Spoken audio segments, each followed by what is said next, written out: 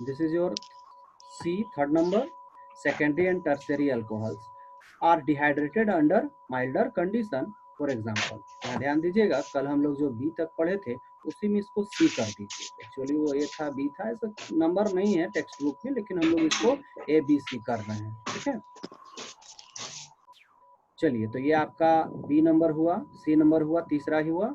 Secondary and tertiary alcohols are dehydrated under milder condition, मतलब थोड़ा सा उससे फीका, थोड़ा सा उससे कमजोर। माइल्डर का मतलब होता है थोड़ा सा कम। वहां पर आप जो ले रहे थे वो H2SO4 ले रहे थे, जो कि काफी स्ट्रॉन्ग एसिड गिना जाता है, आप उसको स्ट्रॉन्ग एसिड मानते ही हैं। लेकिन यहाँ देख रहे हैं ये H3PO4, ये फॉस्फोरिक एसिड लिया जा रहा है। ठीक है, वो भी ओनली 85%, मतलब ये डाइल्यूट करके इसमें 15% जो है आपका कुछ वाटर वगैरह मिलाया जाएगा। इसमें 80% रहेगा वाटर।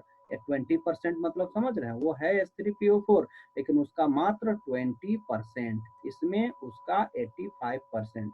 तो वही चीज है कि अगर पहले 100% हुआ करता था और वो भी स्ट्रॉन्ग एसिड, और ये वीक एसिड है और वो भी 100% नहीं, एक है 85% और एक है मात्र 20%, मतलब 80% इसमें पानी रहेगा।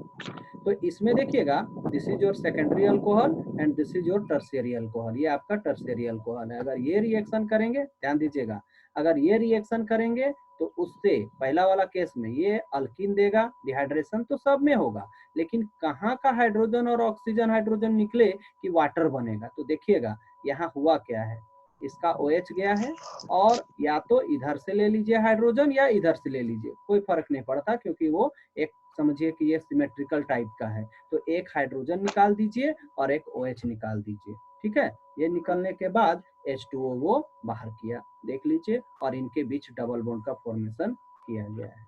ओके, अब देखिए सेकंड में क्या है, ये तो आप भी जान रहे हैं कि ये जो है आपका टर्शियरी अल्कोहल है सेकंड वाला केस में। अब बाबू गौर कीजिए, एक यहाँ से ले लिया OH, अब इसके बाद गौर कीजिएगा, एक कहीं से भी ले सकता था हाइड्रोजन, ध्यान देंगे, ऊपर से भी ले सकता था, यहाँ से भी, और बगल जो CH3 है वहां से भी ले सकता था ना, क्योंकि तीनों तो, ये इसके लिए अल्फा है तो ये बीटा हाइड्रोजन हुए, ये बीटा कार्बन में मौजूद हाइड्रोजन बीटा हाइड्रोजन होते हैं, ये सब के सब बीटा हाइड्रोजन है। तो अल्फा बीटा एलिमिनेशन हो रहा है।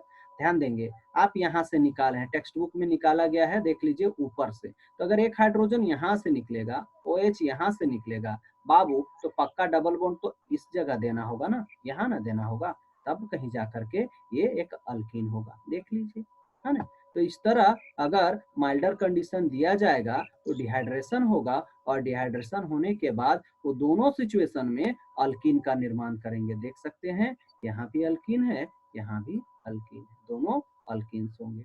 Okay, both are alkenes. क्या कहता है, thus the relative ease of, देखिएगा एज मतलब सुविधा, मतलब जो है किस क्रम में करेगा उसका। कहता है the relative ease of dehydration of alcohols follows the following order, मतलब कौन आसानी से रिएक्शन करेगा, तो देख लीजिए टर्शियरी करेगा, तब प्राइमरी, सेकेंडरी करेगा, तब प्राइमरी करेगा, मतलब आसानी से कौन करेगा, एज मतलब होता है आसानी से, कौन आसानी से डिहाइड्रेशन करेगा, तो जो टर्शियरी होगा वो सबसे आसान, तब सेकेंडरी, और थोड़ा टफ हो जाएगा प्राइमरी को डिहाइड्रेट करना। अब आप कहिएगा सर आप ऐसा कैसे बोले, तो बाबू गौर कीजिए, अभी प्राइमरी को डिहाइड्रेट कर रहे थे, तो प्राइमरी को डिहाइड्रेट करने के लिए हम लोग क्या करते थे, वहां पर हम लोग सल्फ्यूरिक एसिड यूज करते थे, वो भी 100%। गौर कीजिए, अब यहाँ क्या किया गया है, यहाँ पर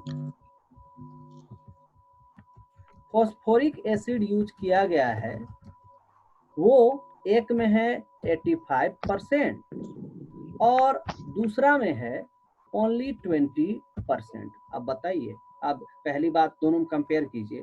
पहली बात, ये एक स्ट्रॉन्ग एसिड है, वो भी एकदम पूरा स्ट्रॉन्ग, और उस सेकंड वाला, इसकी बात करें सेकेंडरी के लिए, इसमें फॉस्फोरिक एसिड है और वो है 85%, वो है 85%।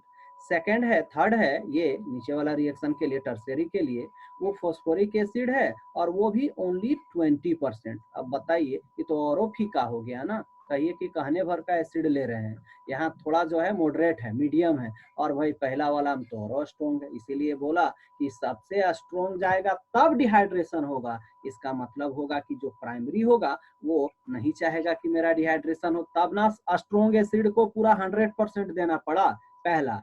दूसरा, सेकेंडरी में 85% देना पड़ा थोड़ा कमजोर एसिड को, दूसरा। तीसरा, टर्शियरी में कमजोर एसिड भी लगा और वो भी बहुत कम, ओनली 20%। ओके, इसीलिए ये इसका एक सीरीज तैयार होगा, है ना, ये एक इसका सीरीज तैयार होगा। जैसे सीक्वेंस अगर आप थोड़ा सा उल्टा कर देते हैं तो हो जाएगा इसका इंक्रीजिंग ऑर्डर, ये तो डिक्रीजिंग ऑर्डर है ना, इंक्रीजिंग ऑर्डर करना चाहते हैं तो ठीक इसका उल्टा होगा, सबसे पहले आपका जो है इधर से शुरू होगा, ऐसे प्राइमरी यहाँ आ जाएगा, सेकेंडरी टर्शियरी ऐसे वाला साइन देना होगा, है ना। तब टर्शियरी बहुत मुश्किल से डिहाइड्रेशन करेगा। हो सकता है पूछ दे सवाल कि बताइए इन चारों में से कौन, एक नन डाल देगा, तीन, ये तीनों ऑप्शन में रहेंगे, चौथा में डाल देगा कि इनमें से जो है कौन वेरी स्पीडली या बहुत स्ट्रांगली रिएक्शन करता है या फिर बहुत इजीली रिएक्शन करता है डिहाइड्रेशन का रिएक्शन। तो ऑब्वियसली डिहाइड्रेशन वाला रिएक्शन आसानी से कोई करेगा तो टर्शियरी करेगा। ओके, तो थोड़ा यही चीज आप लोगों का वहाँ बच रहा था, इसीलिए हम जो है क्वेश्चन आंसर वहाँ नहीं कराए थे। बाबू इसका स्क्रीनशॉट आप लोग ले लीजिए। This is your question number 19 11.19 of your exercise.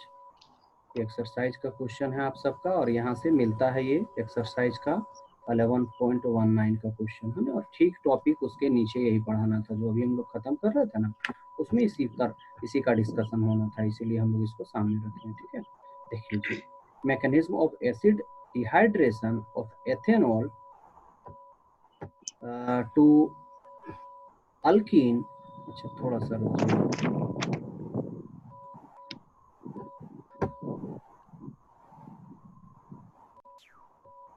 चलिए, ये है आपका 11.19।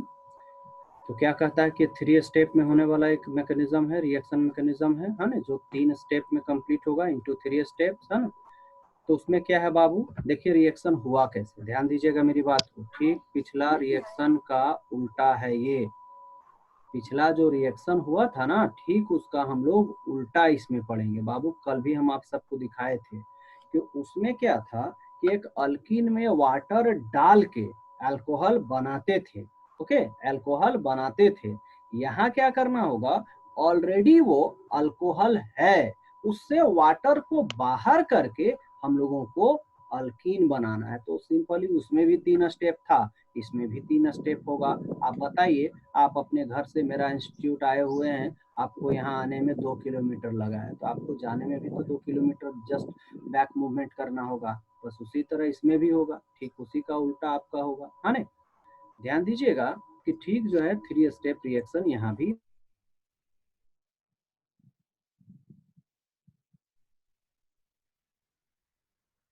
ध्यान दीजिएगा 3 स्टेप में उसमें से फर्स्ट स्टेप क्या हुआ, ध्यान दीजिएगा बाबू, इस पर आज थोड़ा टाइम लगे तो लगे, इसको ध्यान से ही करना है। देखिएगा, protonation of ethanol to form ethyl oxonium ion.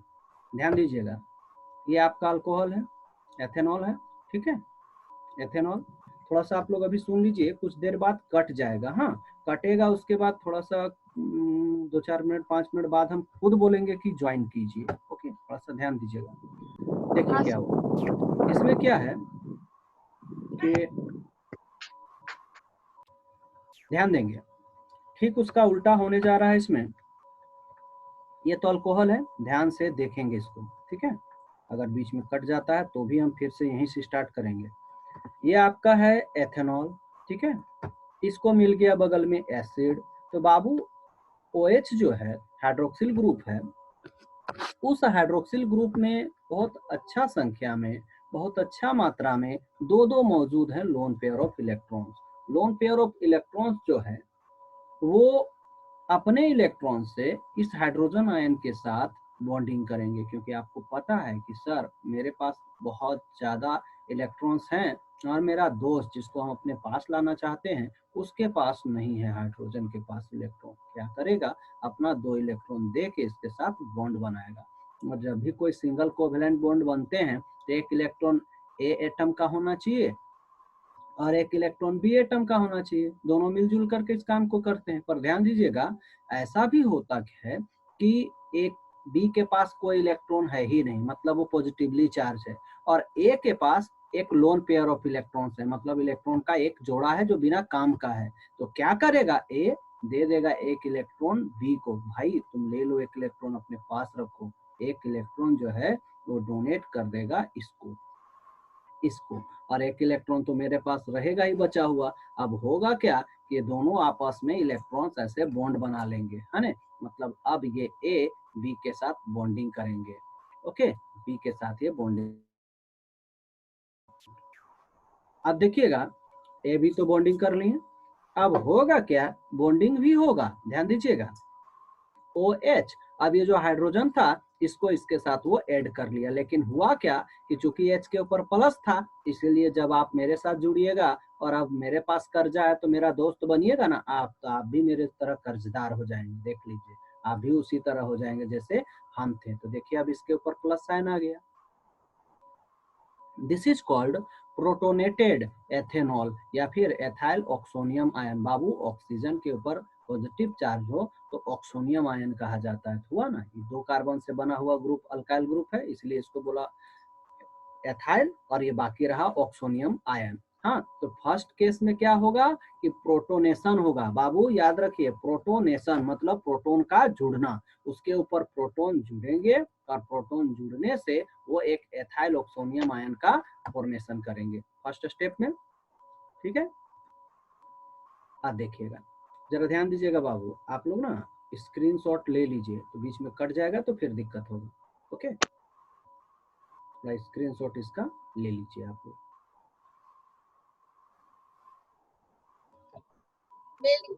ठीक है, देखिए ये आपका फर्स्ट स्टेप रहा।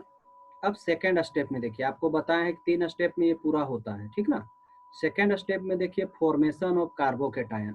अब होगा क्या बाबू कि ये आपको पता है कि जब रिएक्शन सीरीज में चलना स्टार्ट होता है तो जो पहला रिएक्शन का प्रोडक्ट होता है वो दूसरे रिएक्शन का रिएक्टेंट होता है, इनिशियल सब्सटेंसेस होता है ना।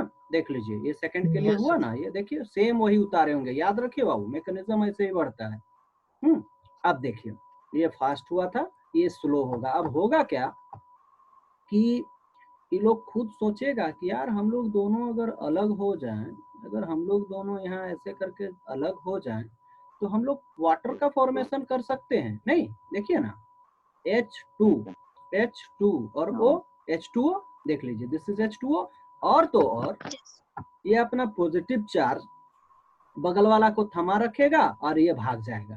देख रहे हैं, ये थमा रखा अपना ऑक्सीजन, अपना कैटायन कार्बन को, और देख लीजिए ये कार्बोकेटायन बनाया, अरे देखिए इधर लेके ये निकल लिया। तो ये बना सेकेंड स्टेप में, ये आपका जो है वो कार्बोकेटायन बनेगा। देख लीजिए फॉर्मेशन ऑफ कार्बोकेटायन, ये हुआ फॉर्मेशन ऑफ कार्बोकेटायन। और बाबू आपको हम केमिकल काइनेटिक्स 4th चैप्टर में, फिजिकल का 4th चैप्टर में पढ़ाएंगे, फिजिकल केमिस्ट्री में, कि जो स्लो स्टेप होता है ना वही रेट डिटरमाइनिंग स्टेप होता है। बाबू ये खुद एक क्वेश्चन है कि कौन सा स्टेप किसी भी केमिकल रिएक्शन में वो रेट तय करता है, अभिक्रिया की दर को तय करता है। तो हमेशा याद रखिएगा कि जितना अगर स्टेप में रिएक्शन है, मतलब एक चरण, दूसरा चरण, तीसरा चरण, स्टेप वाइज रिएक्शन है, तो उसमें जो सबसे स्लो स्टेप होता है ना वही आपका रेट डिटरमाइनिंग स्टेप होता है। ठीक है बाबू, थर्ड वाला आपको हम थोड़ा देर में बताएंगे, मैसेज कर देंगे ज्वाइन होने के लिए,